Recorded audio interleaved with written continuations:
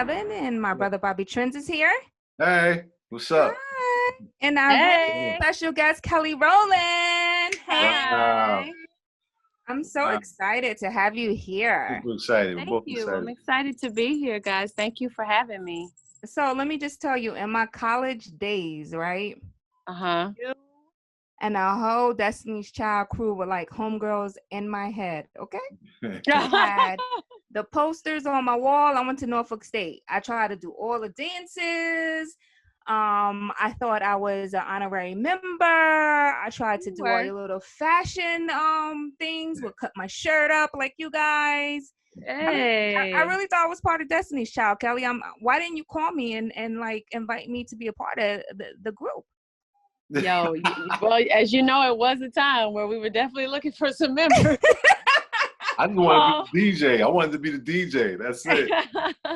But no, that's really cool and a really big compliment. So thank you so much. We were trying to have your accent. You should have. I remember a time where we were like going to New York so much, and every time we went to Hot 97, like we thought we were like the coolest just because we were up there or just because we were affiliated. That's just the kind of, I feel like, brand station feeling that Hot 97 just gives everybody. It's just such a cultural just. But I am mad at Hot 97 for one thing. I remember that one summer jam y'all went to. Woo! And they booed y'all and they gave it to y'all. I was mad as hell about that. Yeah, but you know what? That was it prepared us. Really? It prepared us because what was so interesting is like around that time, like Destiny's Child was crossing over. And because we were crossing over, I think that it was a question if we were still down hip-hop or black or, you know what I mean? And in that time, I think like we crossed over. So it was just question, which is ridiculous because like if we're crossing over and going to all these different places of the world, like we're all representations of each other. Like you're there with us. Mm-hmm. You know what I mean? But they didn't feel like it. They didn't feel like it. So they were, boo, get off the stage. Yo, how did you, I want to know, like, how did y'all feel in that moment? Like, how did you feel in that moment? Like when y'all went backstage, like, did y'all cry? Did y'all talk to each other? Did y'all hug each other? Like, what was that vibe like as sisters? Before we went out there, it was that overwhelming loud boo. And it was, we were looking at each other like, are we going to do this? Are we going to go out here? And I saw the look in B's eyes. And I was like, we're about to go. If she's going out there, I'm not letting her go out there by herself. Like I'm going with her. And then it was like a trickle effect. And then we were out there. We were on the stage and we performed. I think So Good was first. And I think it was like a DC medley or something like that next. We did it. And I think one of us asked, "Oh, you gonna boo God? You gonna boo God?" I know y'all not about to boo God. I know y'all not about to boo God. Yeah, so you're like, "Oh, y'all about to boo God?" Finished up the songs and we left out of there. And I don't think it was anything that anybody could have told us in that time, because, like, you know, here we are in the height of our career, and we're being praised everywhere except for in our neighborhood. You know what I mean? In the space that first took us on and gave us so much love. So that was disheartening.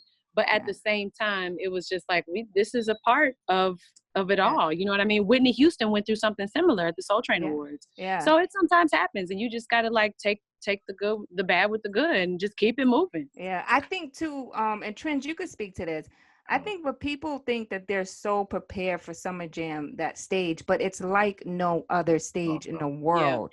Yeah. No. It's like you think that, you know, because you have all of this success on the radio, all this success on the Billboard charts, you sold platinum records, you think that the audience would be like receiving, right? And they're just going to give you this mega applause and they're going to be there for you. Yeah. But it's such a crowd that is so hard. That's why when people say you can make it in New York, you can make it anywhere. Make it anywhere. Honestly, no, if you can make it on the Hot 97 stage, you can make it anywhere. There is a difference. There is a difference. But I'm sure that ultimately made you guys stronger after that. It did. It did. It definitely like made our skin thicker. Because you know that was like the start of it, you know, or you know what I mean. Like people had so many things to say, and I think that what no one takes notice of is that we were also like young girls. Yeah. You know what I mean? So this industry kind of like pushes you to grow up so much faster, and that stage pushed us to grow up so much faster. And I'm happy that that happened. And by the way, it wasn't the last time, because I remember we got booed in Philly too for NBA at the All-Star. All-Star game. Let me ask you something. Why do you think you got booed? Like, what is like deep down inside? Like, why do you think that they booed you guys?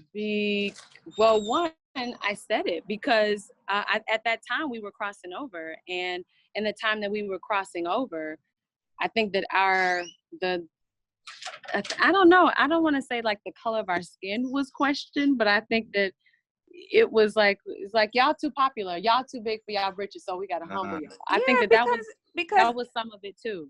Because the hip hop is like this, man. It's an industry where it builds you up to break you down.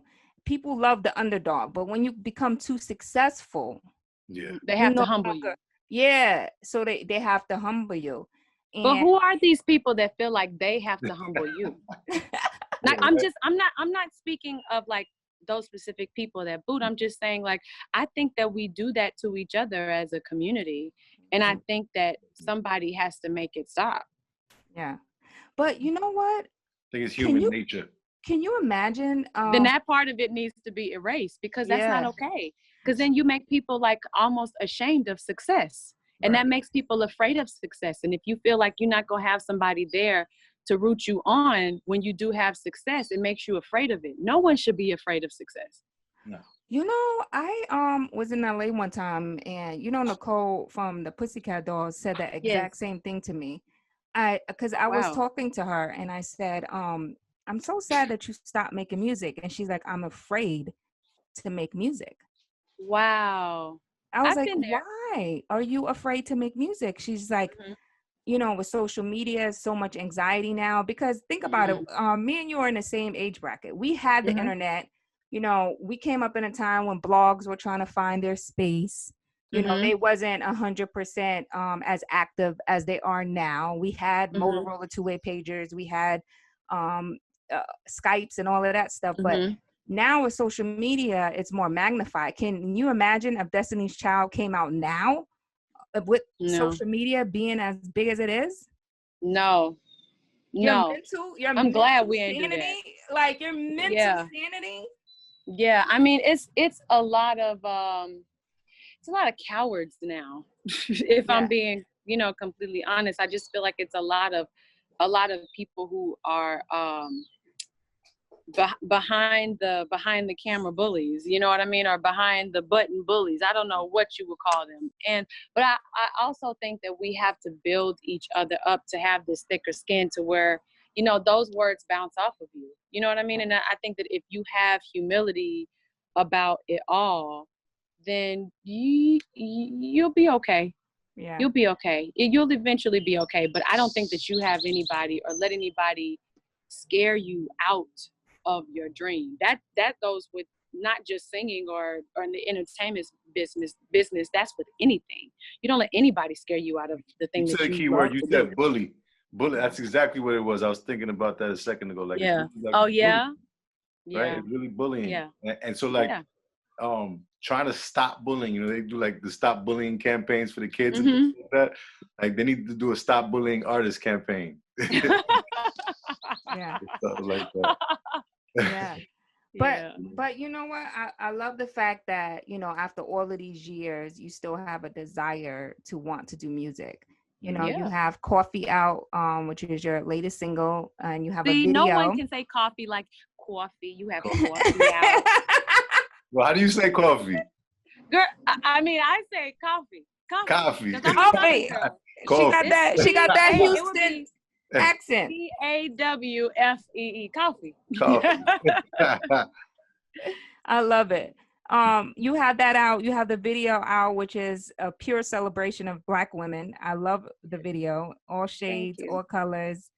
Your body is freaking phenomenal. First of all, you got an athlete body, and I could tell you have an athlete mentality because you have to have the stamina to be able to work out the way you work out and the mindset to get it in like that.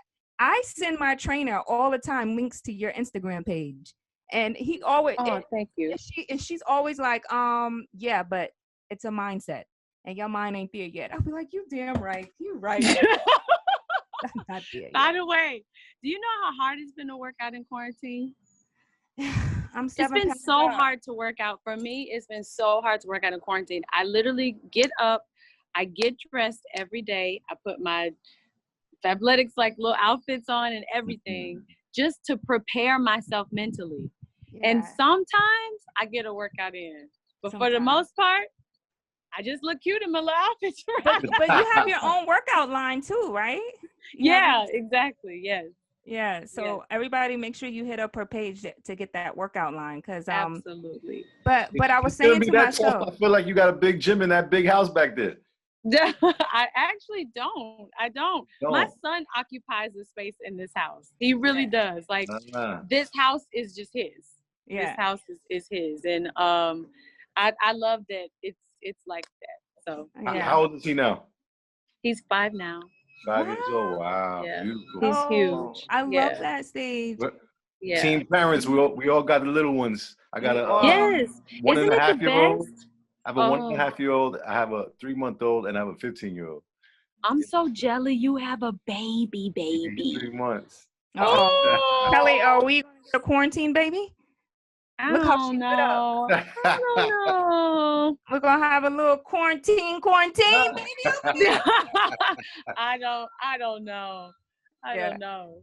I go through those periods where, because I only have one and he's 9, but I go through those periods of like, I don't know, but then it's like, both of y'all need to get busy. You know, they need Bobby, we're inside. Like, can I tell you though, they're full-time job. Like you gotta tell me.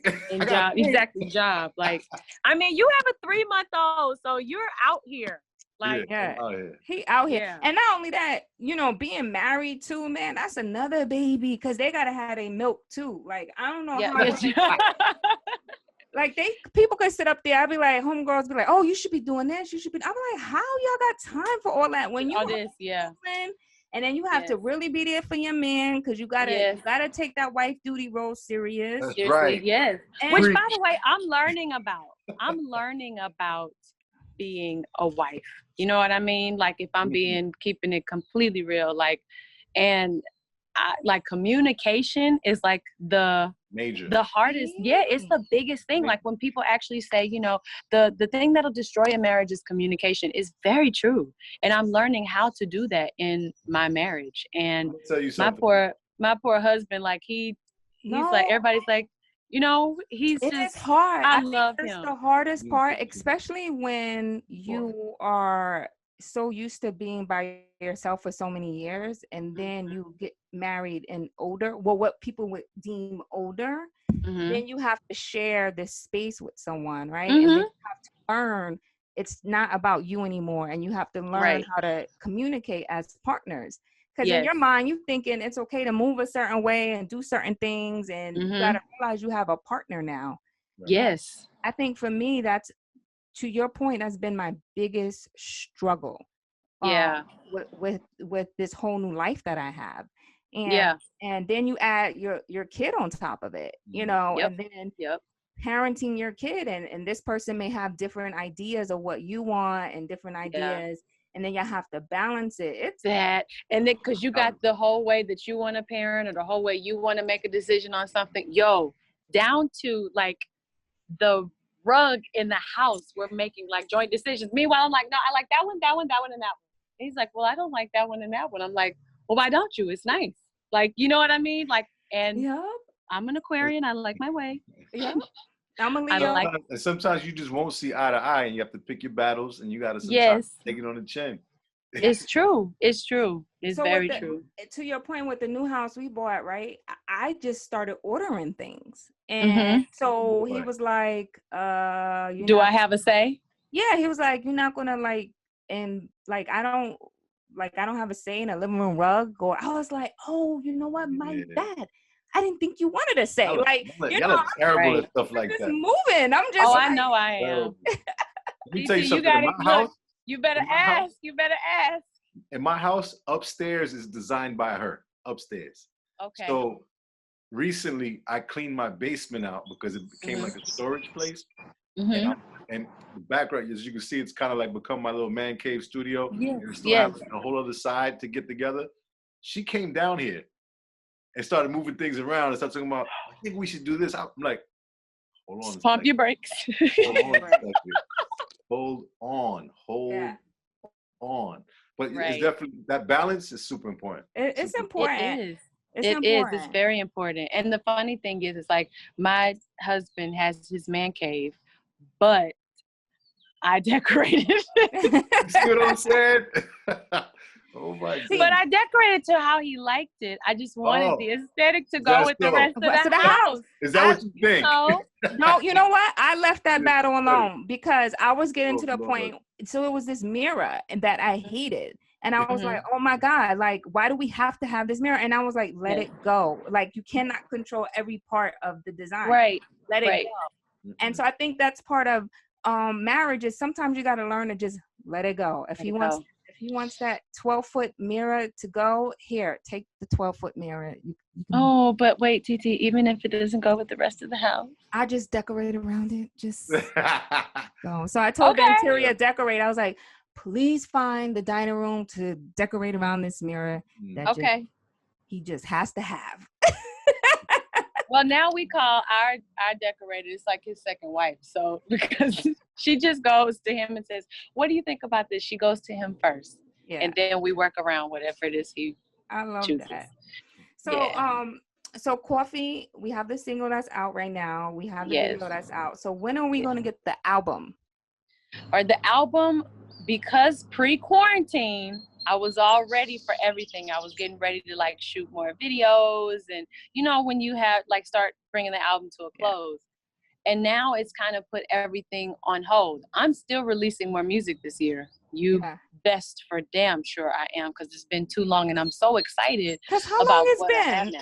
6 years. 6 years, right? I was gonna say 6 years. So it's definitely time, and I'm excited to share what I have.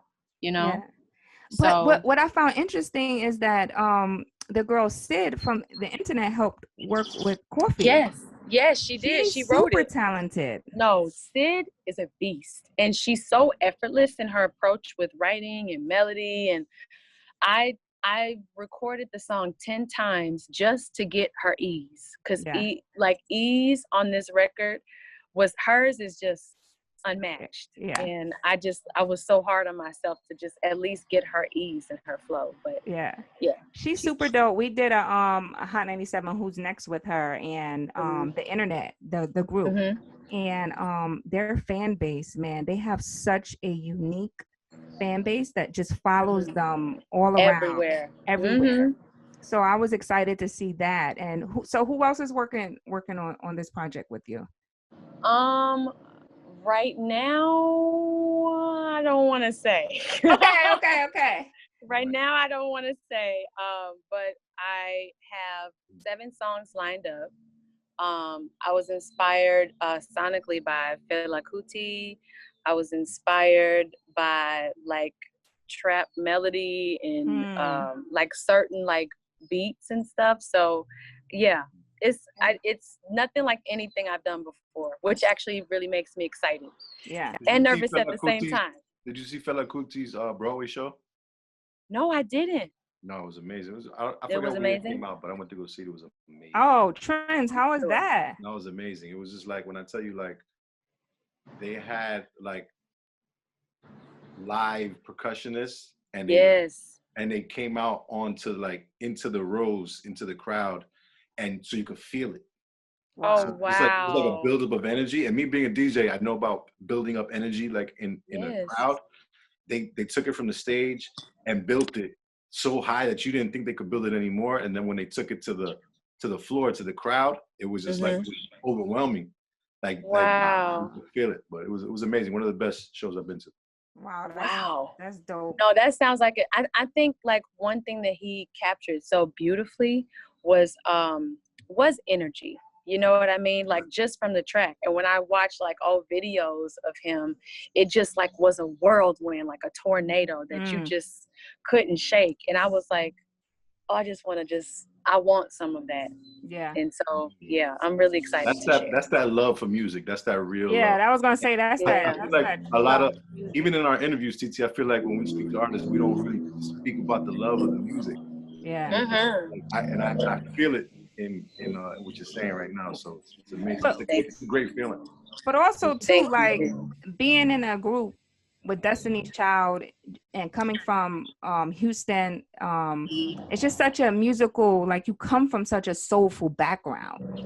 You know what I mean? You have such a soulful environment. I can imagine like just falling asleep and having all these melodies in your head and humming them in your phone, and like when you're a music person, it's like, oh, voice noting to yourself. Yes, but you know what's funny, TT, is the fact that it took me a while to actually like trust myself to actually put like to make the voice notes and to not feel like I was going crazy, and to have the confidence to say, okay, I'm gonna play it for somebody so that they can hear the idea, because for so long I was like scared, you know. Yeah. And now I'm like, can we try this? And if it doesn't work, that's fine, but at least I'm going for it.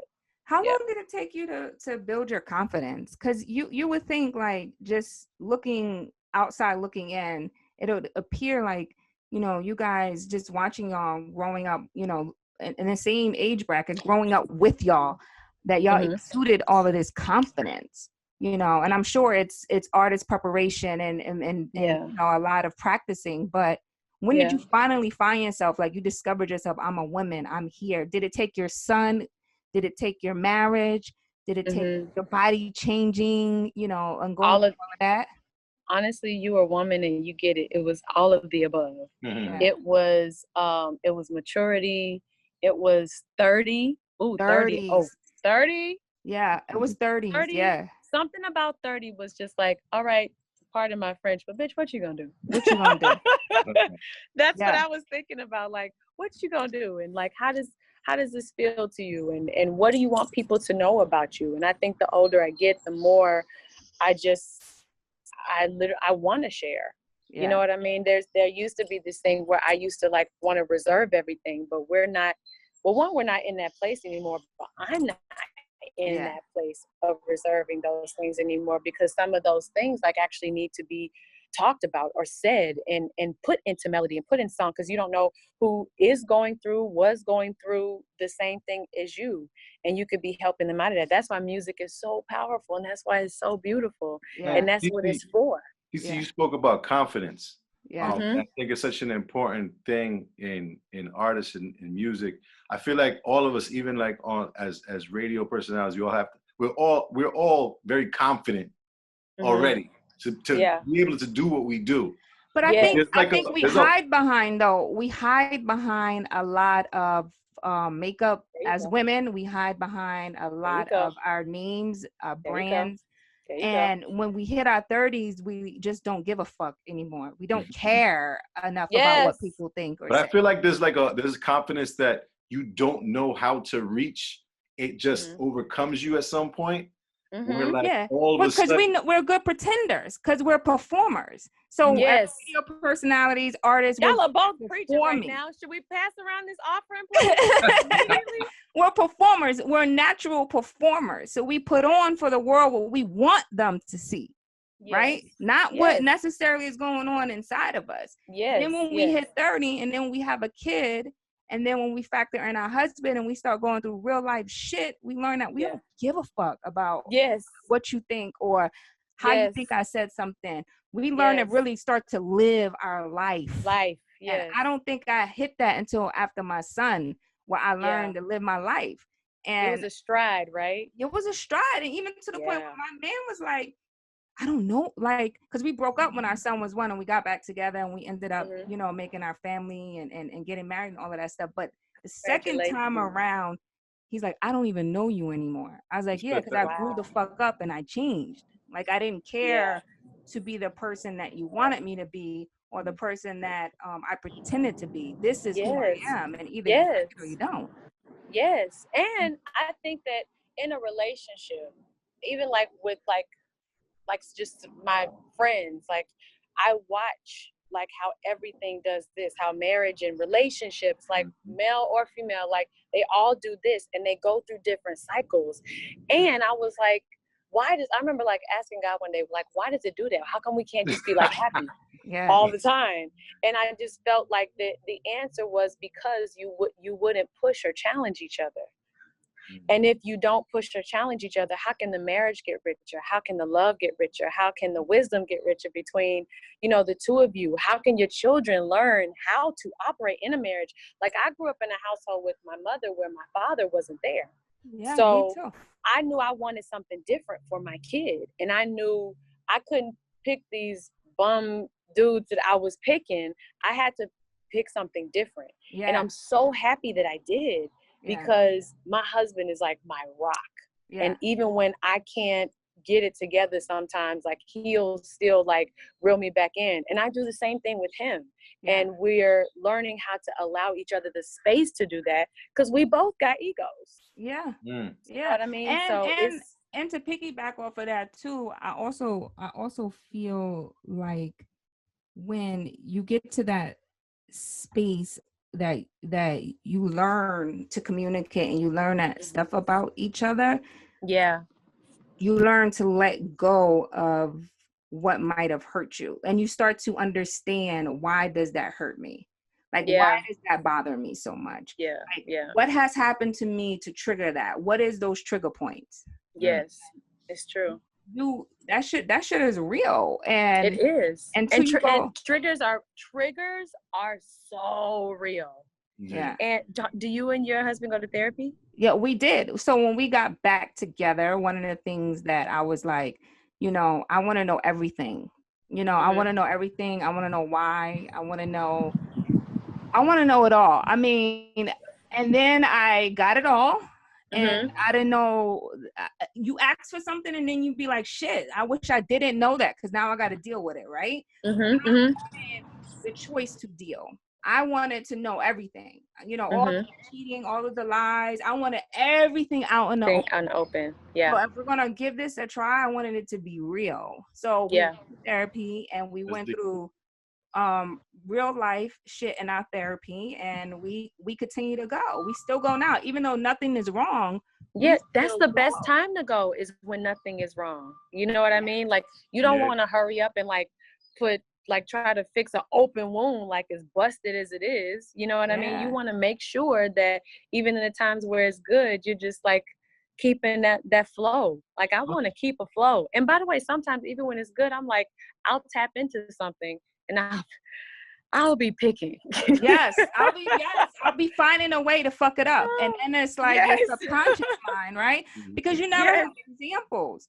Like, I didn't grow up in a happy environment. So every relationship I learned how to fuck it up. So either I'm gonna push you away before you can get close to me. Girl. And I'm gonna start some shit and I'm gonna push you. And Kelly, I'm so happy that you speak about therapy because, there's still some people that frown upon therapy or they think it's weakness, No, so I'm far so from sure the people love that you're saying something like this because you could be inspiring somebody to go and get some therapy, I go for myself, by myself. Yes. Honestly, it's been the best thing to happen, Bobby. It's been the best thing to happen to me. The best thing to happen to me, because I just feel like there's a moment in your life in which you could drive yourself crazy. You know what I mean? By doing the same things, repeating the same patterns, or being with the same person over and over and over again. That's not living your best life. You know what I mean? Your most abundant and rich life. It's like going to the gym. It's just it's strengthening. It's organizing your life and taking control. Yeah, absolutely. If you can't do that, you won't grow. Absolutely. Yeah. So important. Yeah. And then it'll teach you how to deal with those triggers when they come up. Right? How to deal with them. So instead of dealing them in an immature way, how do you deal with them in a mature way? How how do you recognize this is a trigger, this bothers me, how do I deal with them in a positive way that doesn't have a negative consequence? And I think having and being able to hold not just yourself accountable, but your partner accountable too. And I think that's what really makes a great, strong foundation, is holding each other accountable. Yeah. And above anything, like, our kids are watching us. Yeah. Our kids are watching us. Do you want them to repeat the same thing? I don't want my son to like be out here with I'm gonna tell y'all something real personal. Some unhealthy relationship. I'm gonna tell y'all something real personal. So I struggle with ADD, and I had to go to therapy to learn about ADD. So like I didn't know, like there was a lot of things about, especially with triggers and things like that. Yes. Because if you want to have a great relationship, you have to learn about yourself to be able to teach your partner. Yes. How to deal with how you tick. Mm-hmm. Yes. You know what I'm saying? So I'm gonna leave y'all with that. But that's but that's good. Yeah. It's true. But I loved it. See, this is mature conversation here. Yes, but I love these conversations. These conversations are the conversation that we should be having. Yeah. Exactly. I love it though.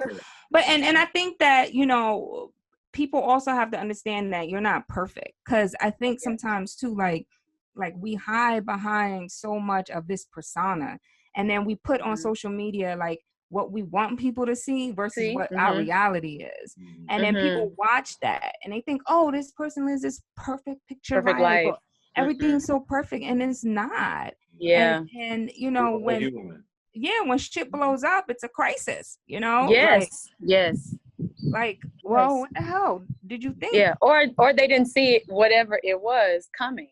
Right. You know what I mean? I think, like, you know, you can imagine like in DC, like around that time, like everything was like politically correct and this and that. And I think that a lot of that, like, perfect kind of like, I just wanted everything to be perfect. Well, this needs to be perfect, and my hair needs to be perfect, and the outfit needs to be perfect, and the picture needs to be perfect.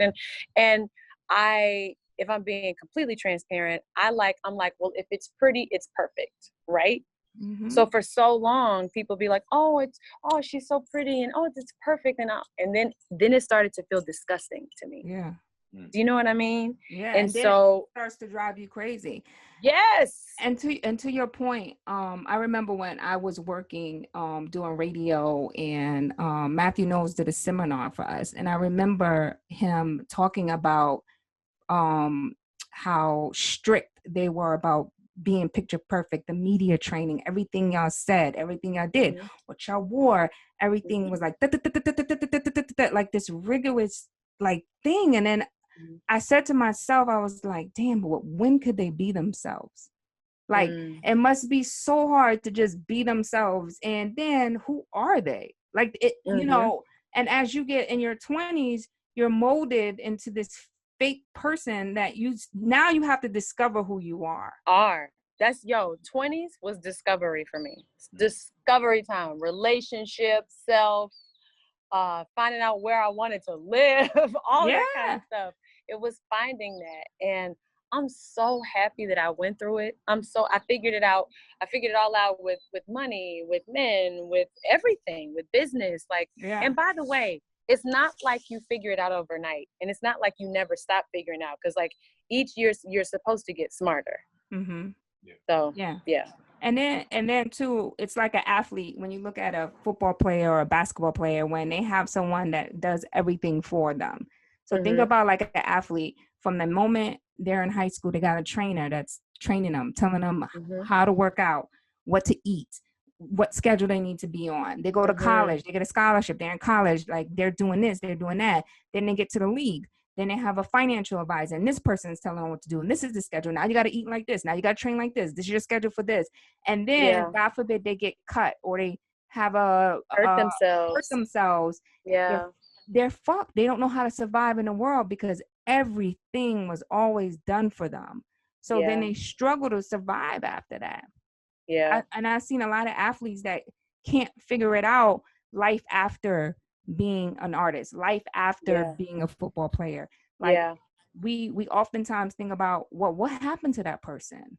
And we don't really know. Like, this industry can be a very brutal industry, especially when you come into it so young. Young, yeah, for sure. Identity definitely plays a big role in this industry. If you don't know who you are when you get into it, it will eat you up, chew you like the best piece of meat and spit your behind right out. Mm-hmm. And you have to have some sort of moral, which I'm so grateful that, Tina was hell-bent on making sure if she wasn't there, there was a chaperone there, because we were so young. Mm-hmm. You know what I mean? And I remember B, and like this is like early moments of Destiny's Child, like B and Latavia had curvy bodies. I was just straight up and down, but they had curvy bodies, so all the guys thought like they were older. You know what I mean? So you got like guys hitting on us, and like older guys. So we were guarded. Like and I'm so happy that they did that, and they protected us, and they wanted us to just be smart. They wanted us to be like, Tina wanted us to be smart girls. Yeah. And I'm really grateful to her for that, for sure. But isn't it ironic how those bodies are the most popular bodies now? And like back then, those bodies were considered fat or overweight when you were curvy and you had a big booty and big boobs. Yes. Like I was always considered fat, but now it's like the it body to have. It's the body to have. It's the body to have. It's not the body. It's the body to have. Absolutely. Absolutely. And I love it, because I think that women come in so many different varieties, and they all should be celebrated. Mm-hmm. And I just think that it's important to be able to as women to celebrate each other first. That's really what coffee was about. I'm only one person, but I have this legion of women with me who are beautiful and all these different tones and textures, and that's my favorite shot of the whole video. Everybody always asks about the DC reunion. I know. No, we haven't talked about it though, TT. No, we haven't talked about it.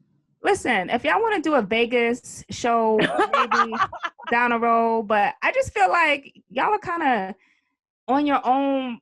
Like DC, I feel like a special moment in time. Let's leave it in like that special moment in time. But I'm not gonna lie, I think I would see a Vegas show, like a Vegas, maybe years down the line though, like a special. That sounds incredible. Girls' night out at one time only Vegas show. That's a good idea though. One time only, like one time only, special night only. Yeah. I ain't trying to do this on tour. That's the type of moment that I would want to see. It sounds intense. I want to see that. You said what? It sounds intense. I would love to see something like that. Yeah, that's really special. I don't want a whole tour though, because I feel like DC is you just had to experience that. If you in that age bracket, that was a moment in time. That's a good idea. So when you guys do it, me and TT need some passes like right up front. You know what I'm saying? Because if it's one time, it's gonna be hard to get in. Me and TT front row, or like third row, fourth row. Listen, we calling everybody at Rock Nation. Like, hold on. Yeah. Calling everybody over there. Put some passes aside. We getting them flights together. When the quarantine ends, we going to Vegas. One time only, special night only. Wow, when do y'all think shows are gonna come back though? Because of all of this, like they have to figure out like shows out. You know what I mean? I feel like until they have a vaccine, I'm not comfortable being at nobody's show. Yeah, it's true. I feel like a lot of the states are moving too fast. I even feel like New York's moving a little too fast, or they're talking fast, and then but things keep getting like postponed. So I guess that's a good sign that they're taking it more serious than a couple of other states who just opened up. Like I know Atlanta had opened up not too long ago, and then like right away, like they had 1,000 new cases. Yeah, insane. They should just chill. Like everybody gotta chill. What is the deal that like? I just feel like what's the rush? What's the rush to spread it more? Rush to get sick, rush to die, rush, it's kind of it's all political, because Trump's ticket is all about the economy. Mm-hmm. Business is booming, the stock market is up. He's got to cater to his base. That's why all those southern states opened up like that, because he knows that's his base. And I feel like it's going to get real ugly. We already see it starting to spill out now, and it's only going to escalate. And we don't have real leadership. And it's really sad because you rather capitalize off the ignorance of a certain demographic of people versus protecting the masses of people. Yes. And, you know, time will tell. You just got to wait for this thing to play out. That's a fact. Sit back and watch, as the old folks would say. Yeah, you guys just sit back and watch. I've been here before. Well, my father-in-law, he's 90 years old, you know? So he be telling me. So he's seen everything. Oh, yeah. And he fought in the wars. You know, he fought in the wars and stuff. And so he's a wealth of knowledge. And my grandmother died at 101. Oh, my gosh. Wow. Yeah. That's amazing. That's a blessing. Yeah. That's a nice, beautiful, illustrious, long life. Yeah. They were eating different when they were growing up. Yeah, right. They were. Yeah. We were eating different types of food. What we eating They nowadays, can give us the real history of food. Yes. My father-in-law was like, I was eating dirt. I'd be like, really? You was eating dirt? Yeah, I was eating dirt. I'd be like, okay. Got to take his word for it. Yeah. You do. Yeah, but he got a wealth of knowledge, though. That's one thing I could say. Like, he might have lost a leg, but one thing he got is his senses, man. And thank God for that. Because, you know, that's the first thing that when they start to age, they start to lose their senses, but not him. Yeah. So I love that.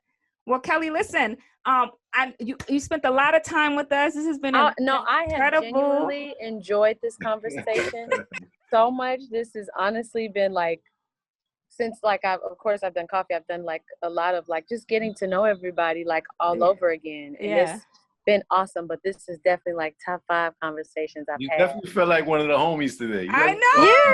Yeah. I know. Yeah. Well, listen, I'm going to talk to you soon because we have another interview coming up. Yes, we do. Talk to you soon. All right. I'll see you soon. Well, thank you. Thank you, babe. Be safe.